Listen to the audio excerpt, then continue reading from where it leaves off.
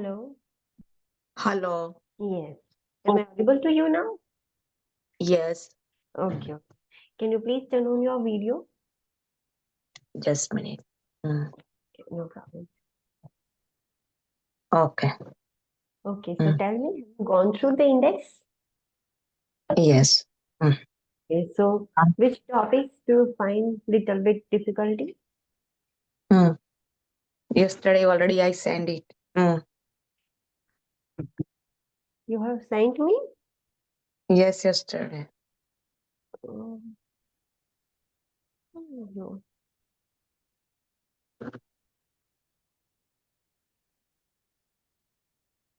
Already Okay. you haven't seen. Yes. Okay. Unit first. That is chapter 1, 2, 3, 4 about NCLEX exam preparation. Yes. Okay, so that is introductory portion. In that, it is given like how many types of question are there, 85 Mm, questions to 150 questions, then the time limit, then what is the time limit, 150 જે questions હોય છે એના માટે કેટલી time limit છે જે basic હોય છે. But I will give you the basic. That is the basic idea about NCLEX examination. Unit 2, the professional mm, standards in nursing, that is full. Unit 3, in that first vital signs and lab values, perioperative nursing care. Okay. Then hygiene and skin integrity. Yes. Okay. Unit 4, that is full. Okay. Unit 5, that is full maternity. Unit 6, 7, 8, 9, and 10. Okay. Then maternity nursing, basic, superficial knowledge for me. Okay.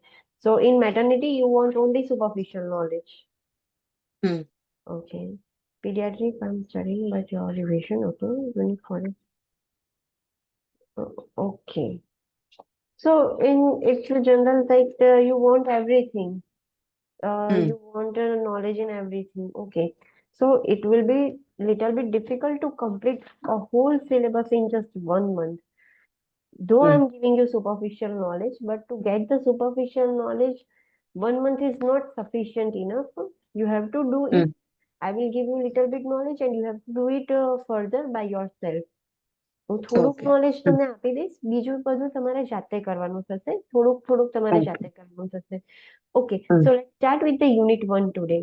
આજે unit 1 mm, કરીએ અને is there any problem અગર હું તમારું evaluation કરું, like કાલે હું તમને થોડા ક્વેશ્ચન્સ આપું to mm, evaluate your level. So મને આઈડેન્ટિફાઈ થાય કે ઓકે, મારે તમને 1 મંથમાં પ્રિપેર કરવા છે કે બીજા સ્ટુડન્ટની જેમ 6 મંથનો ટાઈમ આપીને પ્રિપેર કરવું છે, મને આઈડેન્ટિફાઈ, mm. સો એ પ્રમાણે હું ડિલિવર કરી શકું તમને.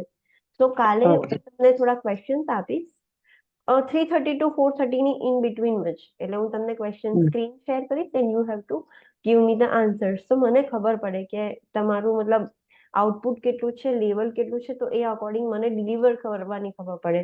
અગર તમારું મતલબ પરફોર્મન્સ સારું હશે તો મને એવું આઈડિયા આવી જશે કે ઓકે, તમે તમારી કેપેસિટી છે 1 મંથમાં બધું જ ગ્રાસ્પ કરવાની.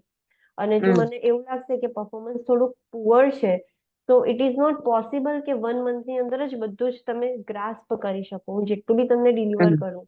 તો એના માટે mm. એ બેઝિક હોવું જોઈએ. તો હું તમારું કાલે ઇવેલ્યુએશન કરીશ, એના પરથી મને આઈડેન્ટિફાઈ થશે કે 1 મંથમાં આપણે કરવું છે કે થોડોક વધારે ટાઈમ લેવો છે. Okay. Okay. Yes. So today let's start with the unit 1. I'm sharing my screen, just a minute. Okay.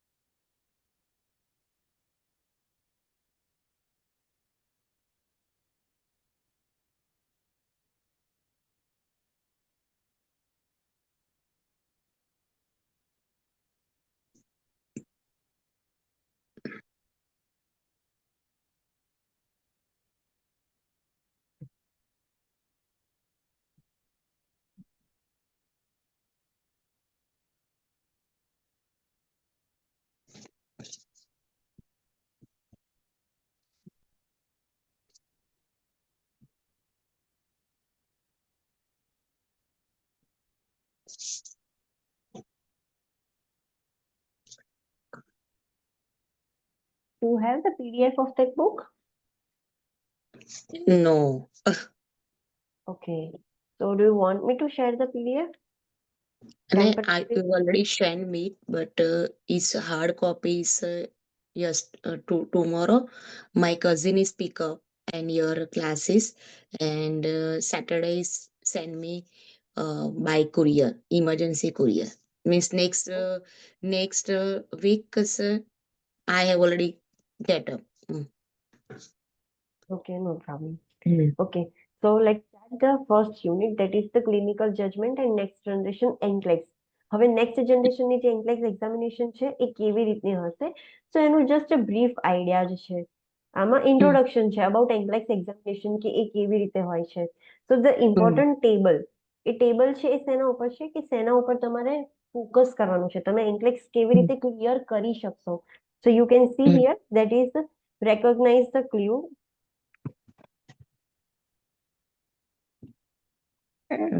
Yes. Mm.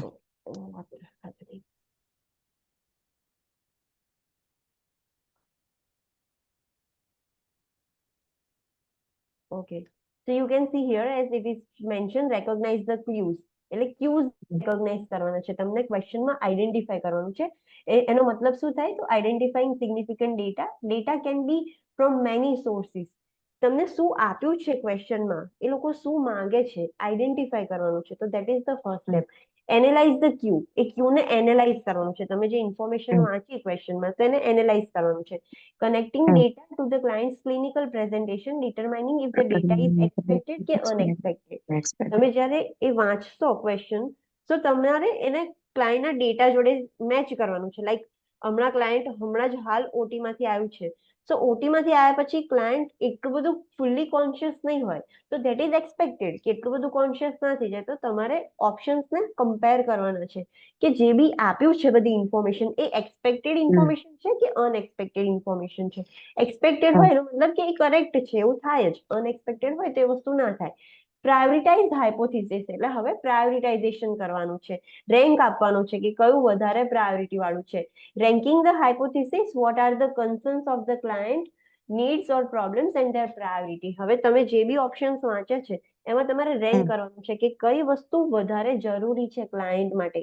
ક્લાયન્ટને જે બી પ્રોબ્લેમ્સ છે એના અકોર્ડિંગ મારે કઈ વસ્તુ સિલેક્ટ કરવાની છે, કઈ વસ્તુ ઇમ્પોર્ટન્ટ છે, સો એ કરવાનું છે. Then generate the solution. હવે તમારી જોડે બધી જ ઇન્ફોર્મેશન આવી ગઈ, તમે પ્રાયોરિટાઇઝ બી કરી દીધું, હવે સોલ્યુશનને જનરેટ કરવાનું છે. So how? So using hypothesis or clients need to determine the interventions for an expected outcome planning. હવે તમે જનરેટ કરશો કે ક્લાયન્ટને આ પ્રોબ્લેમ છે તો હું આ વસ્તુ કરી શકું છું, એનો જે પ્રોબ્લેમ છે એની જે નીડ છે એ ફૂલફિલ કરવા માટે, તો તમે સોલ્યુશન જનરેટ કરવાનું. Than tech action. Take action means implementing the generated solution addressing the highest priority or hypothesis. એટલે જે હાઈએસ્ટ પ્રાયોરિટી વાળું હોય એ તમે એ એક્શન તમે હવે ઇમ્પ્લિમેન્ટ કરશો. તમે જે પ્લાન કર્યું સો હવે એ ઇમ્પ્લિમેન્ટ કરશો. ઇમ્પ્લિમેન્ટ કર્યા પછી evaluate the outcomes, comparing the observe outcomes with the expected once. હવે ફોર એક્ઝામ્પલ હું તમને એક સિચ્યુએશન આપું છું કે ક્લાયન્ટ હતું એપેન્ડિસાઇટિસ વાળું, એ હોસ્પિટલમાં આવ્યું છે અને એ એવું કહે છે કે મને એબ્ડોમિનલ પેઇન થાય છે. So that is expected outcome. Abdominal pain થવું એપેન્ડિસાઇટિસમાં ઇઝ કોમન. યસ. હા, હવે ક્લાયન્ટ એવું કહે છે કે મને પેઇન બંધ થઈ ગયું છે. તો એપેન્ડિસાઇટિસમાં ક્લાયન્ટ અગર એવું કહે કે મને પેઇન નથી થતું, તો વોટ ડઝ ઇટ ઇન્ડિકેટ? એનો મતલબ શું થાય છે? ક્લાયન્ટ એપેન્ડિસાઇટિસ વાળું ક્લાયન્ટ એવું કે છે અત્યાર સુધી એને પેઇન થતું હતું, પણ સડનલી હવે એવું કે છે કે મને પેઇન નથી થતું, મને પેઇન થવાનું બંધ થઈ ગયું છે. તો એ શું ઇન્ડિકેટ કરે છે? કે એને એપેન્ડિક્સાઇટિસ નહીં હોય એમ. નો. જ્યારે પણ ક્લાયન્ટને પેઇન બંધ થઈ જાય એપેન્ડિસાઇટિસમાં, ઇટ ઇન્ડિકેટ્સ કે જે એપેન્ડિક્સ છે એ પરફોરેટ થઈ ગયું છે, ફાટી ગયું છે અંદર. ફાટી ગયું છે. યસ. સો એ સડનલી પેઇન બંધ થઈ જશે, તો એ અનએક્સપેક્ટેડ છે. નોર્મલી એવું ના થવું જોઈએ. જ્યારે ક્લાયન્ટ એવું કહે છે કે મને હવે પેઇન બંધ થયું છે, એનો મતલબ કે હવે એ ઇમરજન્સી સિચ્યુએશન છે, આપણે તાત્કાલિક ક્લાયન્ટની સર્જરી કરવી પડશે. So that is the unexpected sign. તો તમને એવું ખબર પડી ગઈ. હવે તમે જનરેટ કરશો સોલ્યુશન કે હવે એપેન્ડિક્સ ફાટ્યું છે, તો બીંગ અ નર્સ મારે શું કરવું જોઈએ? ફટાફટ તો પીએચસીપી ને ઇન્ફોર્મ કરવું જોઈએ અને ઇમરજન્સી સર્જરી માટે પ્રિપેર કરવું પડશે મારે ક્લાયન્ટ. યસ. તો તમે એ સોલ્યુશન જનરેટ કર્યું, એક્શન લીધા. અને એના આઉટકમ્સ બી વિચાર્યા કે અગર હું ઇમરજન્સી, તમને ઓપ્શન્સ આપેલા હશે, ઓપ્શન્સમાં બધું અલગ અલગ હશે. એક હશે કે inform PHCP, prepare the client for surgery, અને એવું કે છે કે પેન નથી થતું તો ડોક્યુમેન્ટ. તો તમે એના ઉપરથી આઉટકમ વિચારો કે જો હું પીએચસીપી ને ઇન્ફોર્મ કરીશ તો પીએચસીપી બી સર્જરી માટે જ પ્રિપેર કરવાનું કહેશે, તો ડાયરેક્ટલી હું બેટર છે કે પ્રિપેર કરી દઉં સર્જરી માટે. સેકન્ડ છે ખાલી ડોક્યુમેન્ટ કરો. તમે ખાલી ડોક્યુમેન્ટ કરી દેશો તો એ ક્લાયન્ટને પ્રોબ્લેમ ક્રિએટ કરશે. સો આઉટકમ્સ પહેલેથી જ ઇવેલ્યુએટ કરીને વિચારવાનું કે હું આ એક્શન લઈશ તો એનું આઉટકમ શું આવશે. સો એના આ સ્ટ્રેટેજી તમે ઓપ્શન્સમાં યુઝ કરશો તો તમે ઇઝીલી કરેક્ટ આન્સર સિલેક્ટ કરી શકશો. બટ એના માટે again knowledge is the key. તમને ખબર હોવી જોઈએ કે એપેન્ડિસાઇટિસમાં પેઇન સ્ટોપ થઈ જાય ઇટ મીન્સ કે એ પરફોરેટ થઈ ગયું છે. તમને એ જ ખબર ના હોય તો તમે જે સોલ્યુશન્સ છે એ તમે જનરેટ ના કરી શકો. તો આના ઉપરથી મતલબ કોગ્નિટિવ સ્કિલ્સ છે કે આવી રીતે તમારે દિમાગ દોડાડવાનું છે ક્વેશ્ચન સોલ્વ કરવા માટે. આ ટેબલમાં ખાલી એટલું જ છે. નેક્સ્ટ આ બધું છે કે કોમ્પ્યુટર ટેસ્ટ કેવી રીતની હોય છે, કોમ્પ્યુટર ટેસ્ટિંગ હોય છે, લાઈક કોમ્પ્યુટરમાં હોય છે બધું જે તમે એક્સપિરિયન્સ કરેલું છે આમાં એ બધી જ ઓકે. ઇન્ફોર્મેશન છે. પછી કેવી રીતે ટેસ્ટ મતલબ તમારી એબિલિટી કેવી રીતે કરવાની. સો ફર્સ્ટ છે રિમેમ્બર, તમે જે બી બધું વાંચ્યું છે, તમારી જોડે જે નોલેજ છે એ વસ્તુ યાદ રાખવાની, એને અન્ડરસ્ટેન્ડ કરવાનું છે નોલેજને. દેન એ નોલેજને તમારે અપ્લાય કરવાનું છે ઇન યોર એક્ઝામિનેશન. અપ્લાય કરીને જે બી ક્વેશ્ચન, જે બી સિનારીઓ આપ્યો છે એને એનાલાઇઝ કરવાનું છે. એનાલાઇઝ એટલે સમજવાનું. સમજ્યા પછી એને સમજવાનું. ઇવેલ્યુએટ કરવાનું છે અને પછી આન્સર ક્રિએટ કરવાનું ક્રિએટિવ છે, કરવાનું સોલ્યુશન છે. ક્રિએટ કરવાનું છે. તો this is how you have to do. Practice આવી રીતે કરવાની છે. તો આ બધી બેઝિક ઇન્ફોર્મેશન છે. હા, હવે મેઇન ચાર શું કહેવાય કે ક્રાઇટેરિયા છે કે જેના ઉપર એન્કલેક્સ એક્ઝામિનેશનના ક્વેશ્ચન્સ પૂછાય છે. તો ફર્સ્ટ ક્રાઇટેરિયા છે, ફર્સ્ટ ક્લાસિફિકેશન છે safe and effective care environment. એ લોકો એના ઉપરથી ક્વેશ્ચન પૂછે છે. Only 4 classifications are there. You can see safe and effective care environment, health promotion and maintenance, psychological integrity. તો એના એક્ઝામ્પલ્સ આપ્યા છે. ફર્સ્ટ છે લેવલ ઓફ કોગ્નિટિવ એબિલિટી કે અપ્લાઇંગ. તો આવી રીતના ક્વેશ્ચન્સ હશે. તમે ઓલરેડી ક્વેશ્ચન્સ આપેલા છે તો તમને ખબર હશે. સેફ અને ઇફેક્ટિવ કેર મેનેજમેન્ટમાં સેફટી ફર્સ્ટ પ્રાયોરિટી આવે તો એના રિલેટેડ ક્વેશ્ચન્સ હશે. મેજરલી જેટલા બી ક્વેશ્ચન્સ હશે એ આના ઉપરથી હશે. અહીંયા જે એનું બ્લુ પ્રિન્ટ આપેલું છે કે સેફ અને ઇફેક્ટિવ કેર એન્વાયરમેન્ટમાંથી કેટલા ટાઈપ્સના ક્વેશ્ચન પૂછાય છે. તો મેનેજમેન્ટ ઓફ કેરમાંથી 17 to 23 ક્વેશ્ચન્સ પૂછાય છે. સેફટી અને ઇન્ફેક્શન કંટ્રોલમાંથી 9 to 15 ક્વેશ્ચન્સ પૂછાય છે. હેલ્થ પ્રમોશન અને મેન્ટેનન્સમાંથી 6 to 12 નંબર ઓફ ક્વેશ્ચન્સ પૂછાય છે. સાયકોલોજીકલ ઇન્ટિગ્રિટીમાંથી 6 to 12% ઓફ ક્વેશ્ચન્સ એ લોકો પૂછે છે. અને ફિઝિયોલોજીકલ ઇન્ટિગ્રિટીમાં પણ ડિવાઈડ કરેલું છે કે બેઝિક કેર એન્ડ કમ્ફર્ટમાંથી એ લોકો 6 to 12% ઓફ ક્વેશ્ચન્સ પૂછે છે. ફાર્મેકમાંથી એ લોકો 12 to 18% ઓફ ક્વેશ્ચન્સ પૂછે છે. રિડક્શન ઓફ રિસ્ક પોટેન્શિયલ માટે એ ટોપિકમાંથી એ લોકો 9 to 15 ક્વેશ્ચન્સ પૂછે છે. અને ફિઝિયોલોજીકલ એડેપ્ટેશન્સમાંથી એ લોકો 11 to 17% ક્વેશ્ચન પૂછે છે. તો આ એમને ક્રાઇટેરિયા બનાવેલો છે. જે આપણે આખી બુક ભણીશું એ બધું આની અંદર કવર થઈ જશે. Management of care, safety and infection, આ બધાની અંદર આપણે 70 ચેપ્ટર્સ આમાં કમ્પ્લીટ કવર થઈ જાય છે. અને એ આના બેઝિસ પરથી જ ક્વેશ્ચન પૂછે છે. તો this is the blue print કે એમ્પ્લેક્સ એક્ઝામિનેશન આવી રીતે ક્વેશ્ચન પૂછાય છે. અને દરેકનું એક એક્ઝામ્પલ આપ્યું છે કે જે ટેબલ છે એવી રીતે જે તમે ઓલરેડી એક્ઝામ આપી છે એટલે તમને એ બધું ખ્યાલ જ હશે. દેન ક્વેશ્ચનના ટાઈપ્સ કેવા હોય છે તો તમને ખબર હોય છે મલ્ટિપલ ચોઇસ ક્વેશ્ચન હોય છે, MCQ, multiple fill in the choice. Blank question હોય છે એમાં. દેન આ સ્કોરિંગ સિસ્ટમ છે. સ્કોરિંગ સિસ્ટમ એટલે પ્લસ એન્ડ માઇનસ. તમે કરેક્ટ કરો તો પ્લસ મળે, નેગેટિવ રોંગ આન્સર સિલેક્ટ કરો તો માઇનસ આન્સર થઈ જાય, નેગેટિવ માર્કિંગ થઈ જાય. જેમ કે સાટા સિલેક્ટ ઓલ ધેટ અપ્લાય જે ક્વેશ્ચન્સ છે એમાં નેગેટિવ સ્કોરિંગ છે. ફોર એક્ઝામ્પલ 4 ઓપ્શન્સ કરેક્ટ હોય, તમે 5 ઓપ્શન્સ ટીક કરો છો તો એમાંથી તમારા તો સાચા તો 4 જ છે તો એક રોંગ છે તો 4 minus 1 થઈ જશે. તો તમને માર્ક્સ કેટલા મળશે? ખાલી 3, બીકોઝ એક તમે રોંગ કર્યો છે તો એનું નેગેટિવ માર્કિંગ થઈ જાય. બીજું એટલે હું સ્કોરિંગ તમને એમ કહું છું એક્ઝામ્પલ તરીકે સિલેક્ટ ઓલ મને એમ જ પ્રોબ્લેમ વધારે થાય છે. સિલેક્ટ ઓલ ધેટ અપ્લાય છે સાટા, બરાબર? એમાંથી યસ ક્વેશ્ચન કરેક્ટ લીગલી 4 છે અને આપણે કર્યા છે 3, બરાબર? યસ ત્રણ સાચા કર્યા છે ને એક ખોટો કર્યો છે. તે આખો ક્વેશ્ચન ખોટો પડે કે તમને એના 3 શું કહેવાય 3 તમને સ્કોર મળે કે ના મળે? ના, આખું ક્વેશ્ચન ખોટું ના પડે. એમાં કેવું હોય, ફોર એક્ઝામ્પલ ટોટલ સિલેક્ટ કરવાના હતા 4 ઓપ્શન્સ. ઓકે, 4 ઓપ્શન તમારે સિલેક્ટ કરવાના હતા. કરેક્ટ જે ટેકનિકલી 4 હતા. હવે તમે સિલેક્ટ કર્યા છે 5. એમાં તો 6-7 ઓપ્શન્સ હશે, એમાંથી તમે 5 સિલેક્ટ કર્યા છે. પણ 5 માંથી ગમે તે 4 જ સાચા છે. 5 તો સાચા છે નહીં. પણ તમે સિલેક્ટ કર્યા છે 5 અને એમાંથી 4 જ સાચા સિલેક્ટ કર્યા છે. તો તમારું સ્કોર કેવી રીતે થશે? 4 - 1, જે એક વધારાનો સિલેક્ટ કર્યો છે એ માઇનસ થઈ જશે. તો તમારે સ્કોર એ ક્વેશ્ચન ની અંદર 3 થશે. એ ક્વેશ્ચન નો માર્ક મને 3 મળશે. હા, એ ક્વેશ્ચન છે 4 માર્ક્સ નો. એ 4 માર્ક્સ નો ક્વેશ્ચન છે બીકોઝ એમાં 4 આન્સર કરેક્ટ છે. પણ તમે એક વધારાનો કર્યો છે જે રોંગ છે, તો એ માઇનસ થઈ જશે. તો તમને ઓકે, 3 માર્ક્સ અને મળશે. એક્ઝામ્પલ તરીકે 5 ક્વેશ્ચન છે અને એમાંથી ખાલી 2 જ સાચા છે અને બીજા 3 ખોટા છે.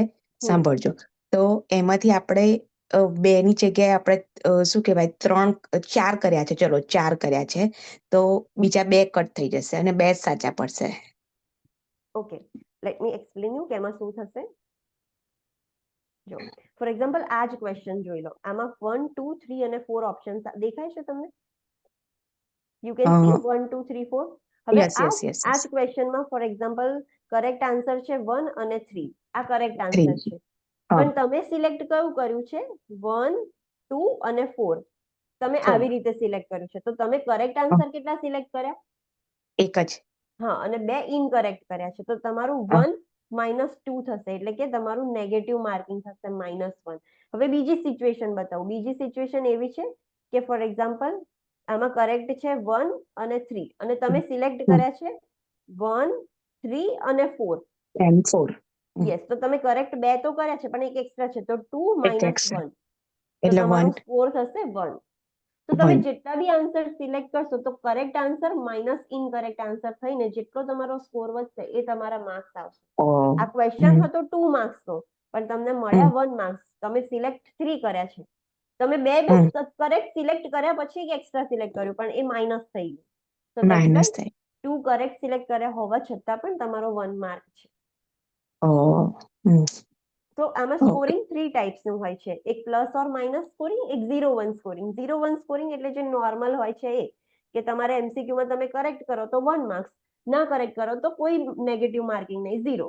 ખાલી 0, નેગેટિવ માર્કિંગ નહીં.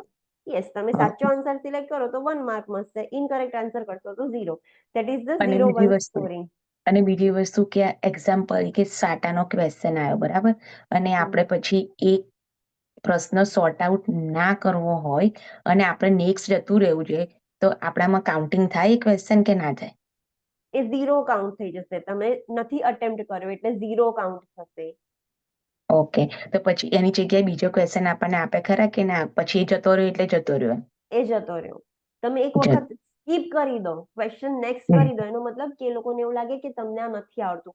એન્ક્લેક્સમાં ક્યારેય કોઈ ક્વેશ્ચન સ્કીપ નહીં કરવાનું અટેન્ડ કર્યા વગર. તમે સ્કીપ કરો એનો મતલબ કે એ લોકોને એવું સમજાય કે તમને આ આવડતું નથી. નોર્મલી એન્ક્લેક્સમાં કેવું હોય કે તમે ફર્સ્ટ ક્વેશ્ચન કર્યો એ તમારો કરેક્ટ છે એટલે કોમ્પ્યુટર એનું લેવલ ઇન્ક્રીઝ કરશે. તો સેકન્ડ ક્વેશ્ચન આવશે એ થોડુંક હાઈ ડિફિકલ્ટી લેવલનું આવશે. એ તમે અગેન કરેક્ટ કર્યું. તો જે થર્ડ ક્વેશ્ચન આવશે એ અગેન એનાથી ડિફિકલ્ટ આવશે. પછી થર્ડ ક્વેશ્ચન તમે ઇનકરેક્ટ કરો છો તો કોમ્પ્યુટર એનું લેવલ ડાઉન કરશે અને ફોર્થ ક્વેશ્ચન ઈઝી આવશે. તો તમારો ગ્રાફ અલ્ટિમેટલી આવી રીતનો જવો જોઈએ, ઇન્ક્રીઝ થવો જોઈએ તમારો ગ્રાફ. જો તમારો ગ્રાફ સ્ટેબલ નો સ્ટેબલ રહે, ઈઝી ને ઈઝી ક્વેશ્ચન આવે તો પણ એ કશા કામનું નહીં. તમારું લેવલ ઇમ્પ્રુવ થતું હોવું જોઈએ. ખાલી તમે બધા જ ઈઝી ઈઝી ઈઝી કરો તો પણ એ કશા કામનું નહીં. તો તમે સ્કીપ કરી દો એટલે કોમ્પ્યુટર શું સમજે કે એ રોંગ છે અને એ લેવલ ડાઉન કરી દે. તો પાછું એ ઈઝી પર જતું રહે. તો ક્યારેય કોઈ ક્વેશ્ચન સ્કીપ નહીં કરવાનો. નહીં કરવાનો. ઓકે. ઓકે. પછી નેક્સ્ટ 0-1 આપણે જોયું. દેન રેશનલ સ્કોરિંગ. રેશનલ સ્કોરિંગ એટલે તમે ક્વેશ્ચન તમે અટેન્ડ કર્યા હશે તો એક્ઝામમાં 2 બ્લેન્ક આવતી હશે. તો એકમાં એનો આન્સર હશે અને એકમાં એનું રીઝન હશે. રીઝન એટલે કે રેશનલ. તો જો તમે આન્સર કરેક્ટ કર્યું છે પણ રેશનલ રોંગ છે તો તમારે આ બંને રોંગ જ કન્સિડર થશે ને 0 માર્ક્સ મળશે. ટુ ગેટ 1 માર્ક, 1 માર્ક લેવા માટે તમારે બંને કરેક્ટ સિલેક્ટ કરો તો જ તમને 1 માર્ક મળે. નહીં તો એક બી રોંગ હોય તો 0 જ થાય. So that is the rational scoring. તો આવી રીતે એન્ક્લેક્સમાં સ્કોર ડિસાઈડ થાય છે. એ લોકો આવી રીતે સ્કોર ડિસાઈડ કરે છે.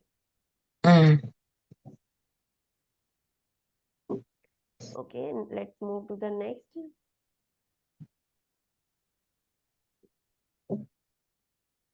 Than this is the case study. Case study કેવી રીતનું હોય છે એ તમને ખબર જ હશે. કેસ સ્ટડી આ બધા સ્ટેન્ડ અલોનમાં બહુ ટાઈપ વાળા ક્વેશ્ચન હોય છે. બહુ ટાઈપ ખબર છે ને કેવી રીતના હતા?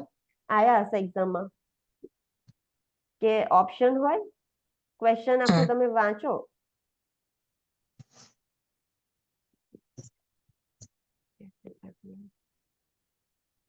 ઓકે, ક્વેશ્ચન તમે આખો વાંચો તો આવી રીતનું હોય. એક બોક્સમાં તમારે આન્સર એટલે કે ડિઝીઝ કન્ડિશન જે હોય એ તમારે ડાયગ્નોઝ કરવાની અને અહીંયા બીજા ઓપ્શન્સ હતા હતા સિલેક્ટ કરવાના. તો તમે એમાંથી સિલેક્ટ કરી શકતા હતા. આવી રીતે ઓપ્શન્સ હોતા હતા 4 ઓપ્શન કે એક્શન, અહીંયા બંનેમાં એક્શન હોતી હતી અને અહીંયા તમારે શું ઇવેલ્યુએટ કરવાનું એવી રીતનું તમે સિલેક્ટ કરતા હતા. ધીસ ઇઝ ધ બો ટાઈપ ઓફ ક્વેશ્ચન, બો ટાઈપ એન્ડ ઓફ ક્વેશ્ચન. તો બધા ટેક્સ્ટ છે. પછી કેસ સ્ટડીમાં તમારે હાઇલાઇટ કરવાનું આવતું હતું. મેટ્રિક્સ મલ્ટિપલ એટલે આવું ટેબલ ફોર્મ આવતું હશે, આવા ટેબલ્સ જેવું હોય, તમારે એમાંથી સિલેક્ટ કરવાના હતા હતા. એવું બધું આવતા હતા ને. તો બધા ટાઈપ્સ ઓફ ક્વેશ્ચન છે કે હાઇલાઇટ, મેટ્રિક્સ મલ્ટિપલ, પછી એમસીક્યુ ડ્રેગ એન્ડ ડ્રોપ. તમારે અહીંથી ક્વેશ્ચન ડ્રોપ કરીને બીજી જગ્યાએ ડ્રેગ કરવાનું. તમે ઓલરેડી એક્ઝામ આપી છે એટલે બધા જ ક્વેશ્ચન તમે ફેસ કરેલા છે કે કેવા ટાઈપના ક્વેશ્ચન પૂછાય છે. તો આમાં જસ્ટ એ જ ઇન્ટ્રોડક્શન છે કે કેવા ટાઈપના ક્વેશ્ચન પૂછાય છે. ફિલ ઇન ધ બ્લેન્ક્સ ક્વેશ્ચનમાં આવી રીતે જ્યારે પણ ફિલ ઇન ધ બ્લેન્ક્સ પૂછાય ત્યારે ડ્રગ ડોઝ કેલ્ક્યુલેશનમાં જ એ ફિલ ઇન ધ બ્લેન્ક્સ પૂછે. બાકી એમસીક્યુમાં ફિલ ઇન ધ બ્લેન્ક્સ ના આવે. અને ડ્રગ ડોઝ નથી આવતું. કેલ્ક્યુલેશન પૂછાતું જ નથી. તમે પણ એક્ઝામ નથી. આપી છે, તમારે નથી આવ્યું તો એ નથી પૂછાતું. પછી order response question. Order response question એટલે ઓર્ડરમાં આપણે લાઈનમાં કરવાનું હોય. ફોર એક્ઝામ્પલ હેન્ડ વોશિંગના સ્ટેપ્સ હોય તો આપણે ઓર્ડરમાં અરેન્જ કરવાના હોય. ફિગર ઓર હોટસ્પોટ ક્વેશ્ચન. ફિગર અને હોટસ્પોટ ક્વેશ્ચન એટલે કે તમને ફિગર આપી હશે એમાંથી આ પાર્ટ કયો છે તો તમારે આઈડેન્ટિફાઈ કરવાનું. ચાર્ટ અને એક્ઝિબિટ ક્વેશ્ચન એટલે તમને ચાર્ટ આપ્યું હશે એમાંથી તમારે આઈડેન્ટિફાઈ કરવાનું કે આ શું છે. ઓડિયો ક્વેશ્ચન એટલે તમને પેલા respiratory abnormal lung sound, heart sound એવું સંભળાવે તો તમારે સાંભળવાનું. તમારે આઈડેન્ટિફાઈ કરવાનું કે કેવા ટાઈપનું સાઉન્ડ છે. તો that is the audio question. ત્યાં હેડફોન્સ હોય તો એવી રીતના બધા ક્વેશ્ચન્સ આવી રીતે પૂછાતા હોય છે. આ ડ્રેગ એન્ડ ડ્રોપ ક્વેશ્ચન છે. સિક્વન્સમાં ઓર્ડરમાં મૂકવાનું છે. અહીંયા ઓપ્શન્સ છે. યુ કેન સી કે અહીંયા ઓપ્શન્સ આપેલા છે આ બાજુ. અહીંયા આ ઓપ્શન્સ છે બધા જ. આ બધા ઓપ્શન્સ છે એ તમારે અહીંયા કરેક્ટ ઓર્ડરમાં મૂકવાના છે. For example this is the first તો અહીંયા એ ઓપ્શન અહીંયાથી ડ્રેગ કરીને અહીંયા રિલીઝ કરી દેવાનો. પછી સેકન્ડ ઓપ્શન અહીંયા છે તેવી રીતે અહીંથી ડ્રેગ કરીને ત્યાં આગળ ડ્રોપ કરવાનો, કરેક્ટ રિસ્પોન્સમાં મૂકવાનો. તો આવી રીતની એ એક્ઝામની પેટર્ન હોય છે. નેક્સ્ટ છે અપોઇન્ટમેન્ટ. ઓકે, જે ટેસ્ટ એટીટી માટે ઓથોરાઇઝેશન ટુ ટેસ્ટ કેવી રીતે લેવાનું એટીટી. પછી આપણે અપોઇન્ટમેન્ટ લઈને એમાં બી ચેન્જીસ કરી શકીએ છીએ. પછી આ ફિગર ક્વેશ્ચન છે. તમને એક ફિગર આપ્યું હોય, ફોર એક્ઝામ્પલ આવી રીતે સ્ટ્રીપ હોય તો તમારે આઈડેન્ટિફાઈ કરવાનું છે કે આ સ્ટ્રીપ શું છે અને તમારે શું એક્શન્સ લેવાની છે. તો this is image base question. તમને ફિગર આપેલી હોય, આવી રીતની બધી ફિગર્સ હોય, તમે જોઈ શકો બધી ફિગર્સ વાળા. તો આમાં બધા એક્ઝામ્પલ્સ છે.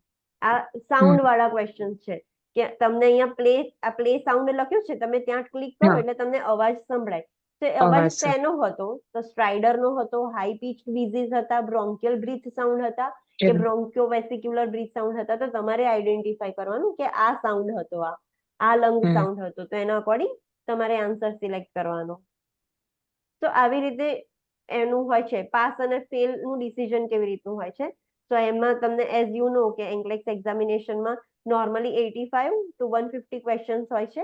પહેલા જે જૂની મેથડ હતી એમાં 70, આમાં કેવું હોય કે સ્કોર્ડ આઇટમ્સમાં 70 to 135 ક્વેશ્ચન્સ જ અટેન્ડ કરવાના હોય. ટોટલ કેસ સ્ટડી મિનિમમ 3 તો દરેકને પૂછાશે. કેસ સ્ટડી મિનિમમ 3 દરેક પર્સનને આવશે. મેક્સિમમ વધારે પણ આવી શકે છે. સ્ટેન્ડ અલોન ક્વેશ્ચન હશે એ 52 ક્વેશ્ચન સ્ટેન્ડ અલોન હશે. એટલે કે કેસ સ્ટડી નહીં.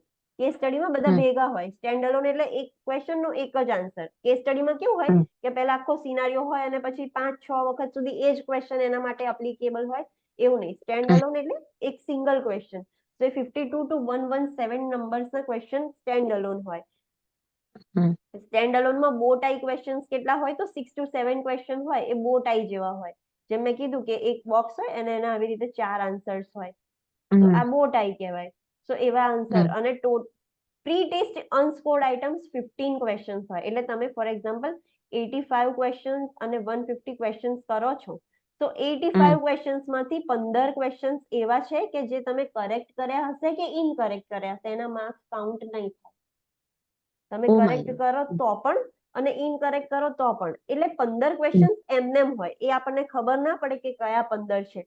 ફોર એક્ઝામ્પલ તમે એ 15 ક્વેશ્ચન્સ રોંગ સિલેક્ટ કર્યા તો પણ એ કાઉન્ટ નથી થવાના. તો તમારું લક છે કે સારું છે, ચલો જે રોંગ કર્યા છે એ કાઉન્ટ નથી થવાના. અને બીજા બધા ઇનકરેક્ટ કર્યા પણ એ જે 15 ક્વેશ્ચન્સ કાઉન્ટ થયા એ જ તમે રાઈટ કર્યા છે ને બાકી બધા ઇનકરેક્ટ, તો પણ એ કાઉન્ટ નહીં થાય. કોઈ 15 ક્વેશ્ચન્સ 85 માંથી 15 ક્વેશ્ચન્સ એવા હશે કે જેના માર્ક્સ કાઉન્ટ નહીં થાય.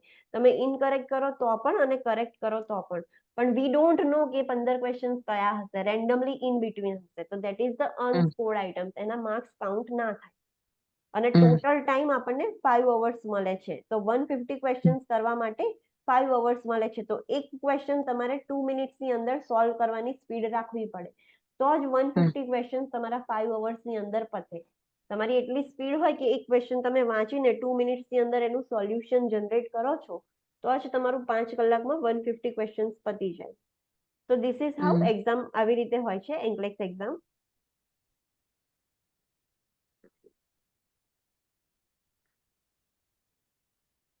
નેક્સ્ટ રિઝલ્ટ, એક્ઝામ કમ્પ્લીટ થશે તો રિઝલ્ટ કેટલા ટાઈમમાં આવશે, એનો રિપોર્ટ જનરેટ થશે, આખું પરફોર્મન્સ રિપોર્ટ હશે જે તમારું હતું. તો એવી રીતનું જ આમાં ડિટેલ ઇન્ફોર્મેશન છે. તો ફર્સ્ટ ચેપ્ટર ખાલી એના રિલેટેડ જ છે, બધું જ ઇન્ફોર્મેશન છે કે તમારે કેવી રીતે વાંચવાનું, કેવી રીતે મહેનત કરવાની. આમાં એવી રીતનું છે કે પ્લાન ફોર પ્રિપેરેશન, કેવી રીતે પ્રિપેરેશન કરવાનું. તો આમાં બધી બેઝિક ઇન્ફોર્મેશન છે કે FON માં શું કરવાનું શું નહીં, તમારે સ્ટડી કેવી રીતે કરવાનું, પોઝિટિવ પેમ્પરિંગ લેવાનું, પોઝિટિવલી માઇન્ડસેટ કરવાનું, final preparation, day of examination પર શું કરવાનું. તો એમાં એવું જ છે કે wake up believing in your self, ઉઠો સવારથી પોતાનામાં બિલીવ રાખો કે ના મારથી એક્ઝામ થઈ જ જશે. તો એમાં ખાલી એવી રીતની ઇન્ફોર્મેશન છે કે તમારે કેવી રીતે કરવાનું. ધ મેઇન થિંગ ઇઝ પોતાની ઉપર વિશ્વાસ રાખવાનો કે થઈ જશે તો થઈ જશે, તમે મહેનત કરી હશે તો. તો બસ આમાં આ જ ઇન્ફોર્મેશન છે. ક્લિનિકલ જજમેન્ટ કેવી રીતે લેવાની, ટેસ્ટ ટેકિંગ સ્ટ્રેટેજી શું હોય. તો હા, આ વર્ડ્સ છે that is the important common strategics word. તમે કોઈ બી ક્વેશ્ચન રીડ કરો તો તમે વાંચ્યું હશે, what is the best response, early rate response, essential step, first step, highest priority, immediate action, initial action, most important, most appropriate, most important, yes, most likely, next action, priority action અને primary action. તો આ બધા સ્ટ્રેટેજિક્સ word છે. એનો મતલબ એના according તમારે answer select કરવાનો છે. એવું કે છે કે નેક્સ્ટ એક્શન શું હશે, તો ક્યારે ફર્સ્ટ એક્શન સિલેક્ટ નહીં કરવાની, નેક્સ્ટ એક્શન સિલેક્ટ કરવાની, બીકોઝ અહીંયા માંગી છે નેક્સ્ટ.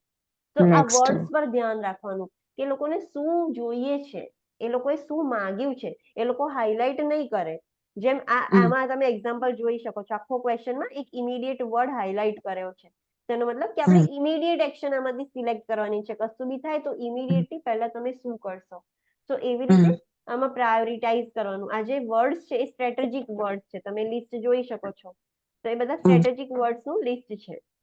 નેક્સ્ટ છે words that reflect the assessment.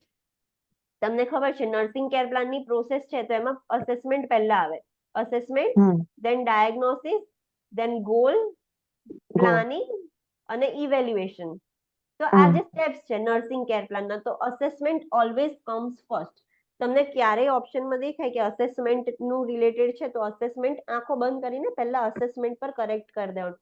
તો તમને ખબર કેવી રીતે પડશે કે આનો મતલબ અસેસમેન્ટ થાય છે. સો અસેસમેન્ટની જગ્યાએ એ લોકોએ આવા બધા વર્ડ્સ યુઝ કર્યા હશે, ascertain, assess, check, collect, determine, find out, gather, identify, monitor, observe, obtain information અને રેકોગ્નાઇઝ ક્યુઝ. આ બધાનો મીનિંગ થાય અસેસમેન્ટ કરવું. યસ. તો assessment is the first step. કશું બી આપણે કરીએ તો પહેલા અસેસમેન્ટ કર્યા વગર આપણે ના કરીએ. તો ધીસ આર ધ ક્લુઝ, તો તમને ખબર પડે. ધેન એડિશનલ સ્ટ્રેટેજિક વર્ડ્સ કયા છે? સો નીડ ફોર ફર્ધર ટીચિંગ. તમે જ્યારે એક્ઝામ આપી હશે ત્યારે તમે આ બધા વર્ડ્સ વાંચ્યા હશે કે need for further teaching. Need for further teaching નો મતલબ શું થાય? કે તમારે આમાંથી રોંગ આન્સર શોધવાનો છે. યસ, હા. તમારી જોડે ક્લાયન્ટ કશું કરે છે કાં તો યુએપી એ કશું કર્યું અને એમાં એવું લખ્યું નીડ ફોર ફર્ધર ટીચિંગ, એટલે એમાંથી કશું એને ખોટું કર્યું છે અને તમારે એને કરેક્ટ કરવાનું છે. તો જ્યારે નીડ ફોર ફર્ધર ટીચિંગ હોય ત્યારે આપણે રોંગ આન્સર સિલેક્ટ કરવાના અંદરથી. નીડ ફોર ફર્ધર એજ્યુકેશન, એમાં બી અગેન રોંગ આન્સર સિલેક્ટ કરવાના. અને need four follow up, yes, એમાં પણ અગેન રોંગ આન્સર સિલેક્ટ કરવાના કે એને કશું રોંગ કર્યું છે તો આપણે સુધારવું પડશે. તો આ સ્ટ્રેટેજિક વર્ડ્સ છે. તો એ વસ્તુ એના ઉપર એ ફોકસ વધારે કરે છે. Next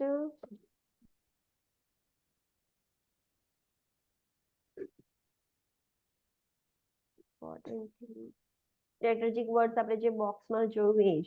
yes. પછી આવી રીતનું હોય ટ્રેન્ડિંગ, એટલે તમે આવી રીતે જોઈ શકો છો કે તમને ક્વેશ્ચન સિનારીઓ આપ્યું હશે કે જ્યારે નર્સે અત્યારે હાલ કરંટ સ્ટેટસ કેવું છે, તો એનું બ્લડ પ્રેશર 120/70 હતું. 12 કલાક પહેલા આટલું છે અને 24 કલાક પહેલા આટલું હતું. તેનો મતલબ કે આ ઇમ્પ્રુવ થયું છે. This is good sign. Improve થયું છે. 130/70 માંથી નોર્મલ તરફ જાય છે. પલ્સ એની 24 અવર્સ પહેલા 108 હતી, 12 અવર્સ પહેલા 110 છે અને અત્યારે 122 છે. એનો મતલબ કે ખરાબ થઈ ગયું. નોર્મલ પલ્સ કેટલી હોવી જોઈએ? 60 to 100 ની વચ્ચે. આની 108 થી વધી ગઈ છે, 122 થઈ ગઈ. તો ધીસ ઇઝ ધ ડિટરિયોરેટ થઈ ગઈ છે. આ કન્ડિશન ખરાબ થઈ ગઈ છે. તો આપણને એવું પૂછ્યું કે આમાંથી કયા ફાઇન્ડિંગ્સ એવા છે કે નર્સને એવું લાગે છે કે મારે કશું કરવું પડશે, તો પલ્સ એનો આન્સર આવશે. તો આવી રીતે ટ્રેન્ડિંગ્સ હોય કે 2 કલાક પહેલા કેટલું હતું ને અત્યારે કેટલું હતું. તો તમને કમ્પેરિઝન કરીને આઈડેન્ટિફાઈ કરવાનું કે કઈ વસ્તુ ઇમ્પ્રુવ થઈ છે ને કઈ વસ્તુ બગડી છે. જે વસ્તુ બગડી છે આપણે એના ઉપર એક્શન્સ લેવી પડશે. તો ધીસ ઇઝ હાઉ ક્વેશ્ચન્સ એ લોકો પૂછે છે.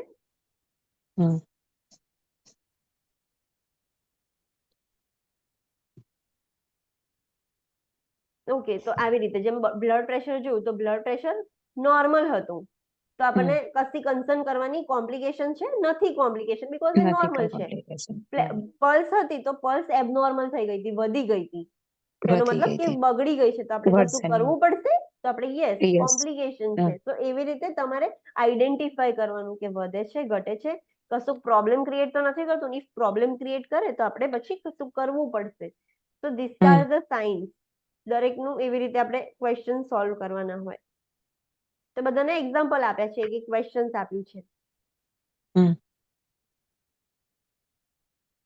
યસ. પછી તમને આ વસ્તુ ખબર છે, માસ્લોસ હાયરાર્કી?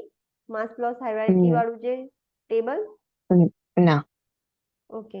માસ્લોસ હાયરાર્કી એ આપણું પ્રાયોરિટાઇઝેશન છે કે ઓલવેઝ ફિઝિયોલોજીકલ નીડ હોય એને પહેલા પ્રાયોરિટી આપવાની. That is airway, respiratory effort, heart rate, rhythm, strength of contraction, nutrition અને એલિમિનેશન, એને પહેલા પ્રાયોરિટી આપવાની. ઓલવેઝ એ, બી અને સી, એબીસી ને પહેલા પ્રાયોરિટી. યસ, એરવે, બ્રીથિંગ અને સર્ક્યુલેશન પહેલા એને પ્રાયોરિટી આપવાની. તમને 4 ઓપ્શન આપ્યા છે, 1, 2, 3 અને 4. એમાં કોઈ બી એક છે બ્રીથિંગ ડિફિકલ્ટી વાળું, એક એરવે ઓબ્સ્ટ્રક્ટ થઈ ગયું છે, એકમાં સર્ક્યુલેશન ઇમ્પેર થઈ ગયું છે. તો કરેક્ટ આન્સર ઓલવેઝ એરવે ને આપવાનું. પહેલી પ્રાયોરિટી એરવે ને આપવાની. અગર એરવે ના હોય તો બ્રીથિંગ, બ્રીથિંગ ના હોય તો સર્ક્યુલેશન, અને એના પછી આ બધા જે ટેબલમાં છે એને પ્રાયોરિટી આપવાની. અગર આમાંથી કશું નથી તો દેન પ્રાયોરિટી આપણે સેફટીને આપવાની. તો protection from injury, promote feeling of security, trust in the nurse client relationship. Second છે લવ અને બિલોંગિંગનેસ. આમાં ઓપ્શનમાં આમાંથી કશું જ નથી. લવ અને બિલોંગિંગનેસ ના રિલેટેડ આપ્યું છે, એટલે કે maintain support system, protect from isolation. So આ પ્રાયોરિટાઇઝેશન છે. લાસ્ટમાં છેલ્લે હોપ વાળું આવે. તો નીચેથી પ્રાયોરિટી આલતું જવાનું. પછી love and belonging, then self esteem. Self esteem એટલે આત્મવિશ્વાસ, જે કહીએ પોતાનો ઉપર જે પ્રાઉડ હોય એ. તો control, competence, positive regard, acceptance અને વર્થીનેસ. અને લાસ્ટ આવે છે સેલ્ફ એક્ચ્યુઅલાઇઝેશન, એટલે સ્પિરિચ્યુઅલ વેલબિંગ, એન્હાન્સ ગ્રોથ ને એ બધું. પણ એના માટે આ બધી જ નીડ્સ એની ફૂલફિલ થાય પછી જ આ લાસ્ટ સ્ટેજ આવે. તો પ્રાયોરિટી અહીંથી આપવાનું ચાલુ કરવાનું. This is our best priority. એના પછી આ. યસ. તો this is how you have two prioritise.